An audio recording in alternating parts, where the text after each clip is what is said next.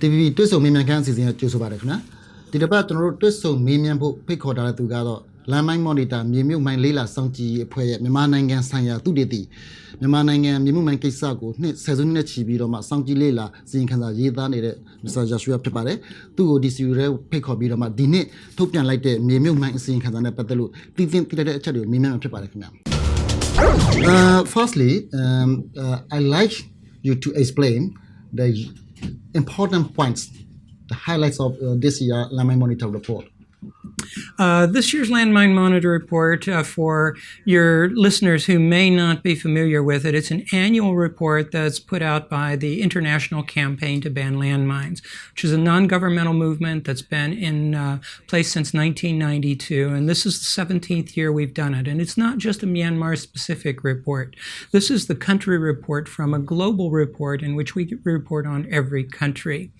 The significant finding this year is that casualties continue to occur in the country. There has been no mine clearance whatsoever. And today at a press conference, I told people that since peace talks began in 2012, 448 people have become injured or killed by anti-personnel mines in this country because there is no clearance going on. Okay.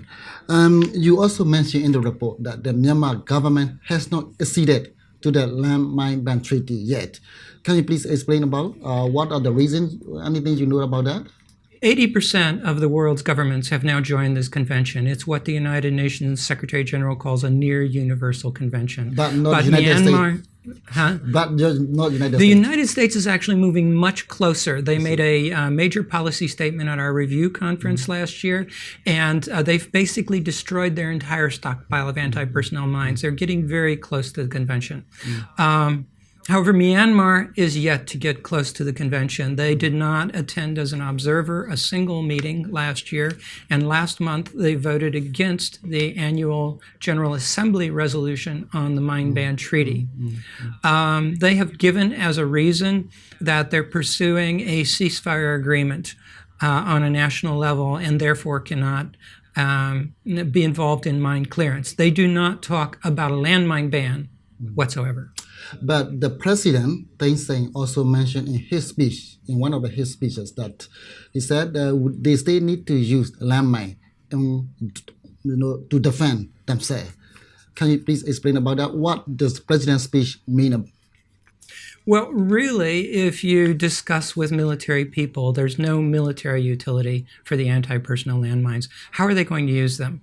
One of the representatives from Myanmar said to me, well, we're between China and India, which are very large countries, and we need landmines to defend themselves. But really, this is just an excuse. If they laid every mine in their arsenal, they're going to stop a concerted push by the People's Liberation Army if they intended to invade this country for maybe 4 or 5 hours. It's not reasonable militarily. It's just an excuse. Okay. Can you please talk more about the use of government, landmine? It is stay as a usual practice since, No. They used to have a long There's definitely been a decrease in mine use within the country. And this has been in parallel with the beginning of peace talks. So in many parts of the country, that we find very little in the way of verifiable mine use by any party. Now, there is still armed conflict going on in the north, and that is where we do find some instances of landmine use, which is Kachin State. The conflict in Kachin State and Shan State, the landmines are being still used there? Yes, they are. Okay. And how about non-state groups like the ethnic armies? Are the use of these groups increase or decrease last 1 year? In the last report that we have noted that there is use by the Arakan Army in Chin State and also the Kachin Independence Army in Kachin State and northern Shan State. I see. Those who are having conflict with the government are still using landmine? At least in some cases, we find that is the case. But compared to the last 12 months, so it is in general decrease or increase? We can't tell. We don't have enough field information to make a statement of that kind. Okay. How about the casualties? So can you document any casualties last 12 months? It's compared to last year, it is increasing or decreasing? The number of casualties that we've put in our report this year is more than the last 2 years combined, but we cannot make any trend statements. We can't say whether the overall casualty rate is going down, going up, or staying the same, because our figures are not universal. No one knows precisely how many mine victims there are in the country. There is no official data. This is solely based on the number that we can count, and our sources of information change from year to year. So even though we have recorded a slightly higher number this year, we can't say that that means the number of mine casualties is going up. We just don't have enough comparative data. So in which condition you believe you will be able to get kind of universal information? Of course, obviously there are some conflicts going on. You cannot go and collect information. In what kind of condition you believe you will get information covering the whole country? Well, as a comparison, Afghanistan and Colombia are both countries with a high landmine casualty. They are the top two. Myanmar comes in third. And so those that means Myanmar is top in the region? Can we say that? In this ASEAN region or Asia region? Yes, we can say that. However, Afghanistan and Colombia are parties to the 1997 Mine Ban Treaty. The government is not laying any mines in those countries. We have very good medical surveillance systems there, and we believe that our figures are very accurate. Here we don't believe our figures are accurate at all. So it's quite possible that within the global rankings, Myanmar is higher than number 3. I see. So in those countries, there are good programs going on to provide assistance to casualties and to know exactly how many there are because those governments joined the Mine Ban Treaty. Here, they haven't. Okay.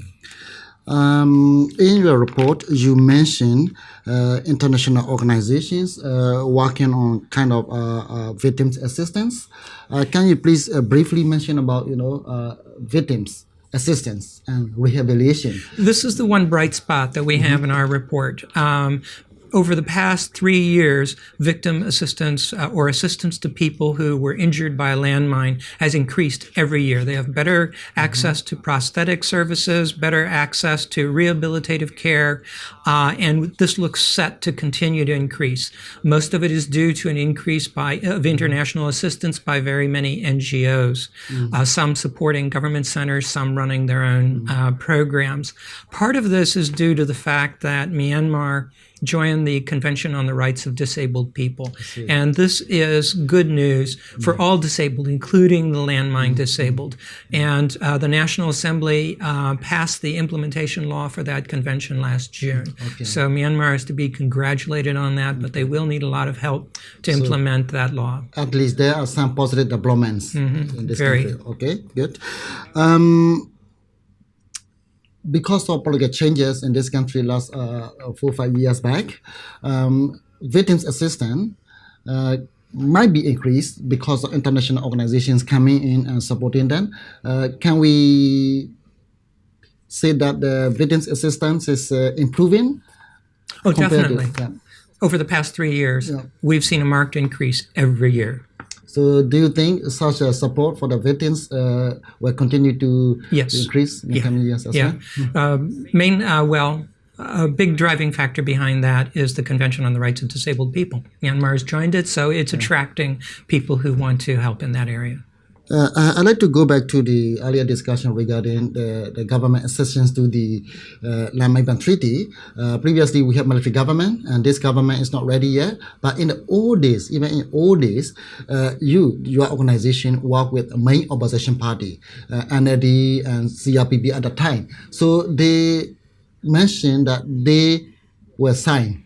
They will accede to the Mine Ban Treaty once they became parliament or they became government. Now NLD has won landslide in a general election. Are you optimistic that NLD-led government were trying to accede to this Mine Ban Treaty? That's correct. We have approached all entities in the past every year to determine what their support is for the Mine Ban Treaty. And the National League for Democracy did declare in public statements their support for it and stated that they believe Myanmar should accede to the treaty as a matter of national urgency. So it was a very strong statement. They have repeated last week that they intend to hold good on that promise. Okay. So it all depends on what they can do in the form of government, which none of us can tell at this point. Yeah. But that, of course, we see as a very good sign. We hope they're able to follow through on that promise. Okay. Once under the form of the government, you were present to on the same topic, same agenda. Of course, like any government, we always approach. Okay. I'd like to now talk about the mine clearance. There are also numbers of international organizations working on landmine clearance, as you also mentioned in the report. So how do you find it? It is improving, or so landmine clearance is getting better? In February 2012, the President Tenzing asked a visiting Belgian government delegation for assistance on mine clearance. Okay. That opened the gates. 8 different clearance organizations came in, set up shop. Many governments pledged money, and no clearance occurred because there were no permits to do clearance on the ground. And so now that money is beginning to drift away. The donors are taking it to other places where it is being spent on clearance. So there is no clearance going on today. They have never gotten permits to do clearance anywhere in the country. I see. So again, this should be one of priorities for the new government. There's no reason why they can't begin clearance now. Yeah. The previous government or the current government said that they couldn't do clearance because of the NCA process. However, we did not accept that. There's no reason why they couldn't begin clearance in areas that were not militarily important to anyone, and yet were impacting the civilian population in those areas. There are many of those areas in the country. Doesn't bother anybody militarily. There's no activity going on there. There hasn't been for a long time. They could start clearance there. And clearance is only good for supporting the peace process. Yeah.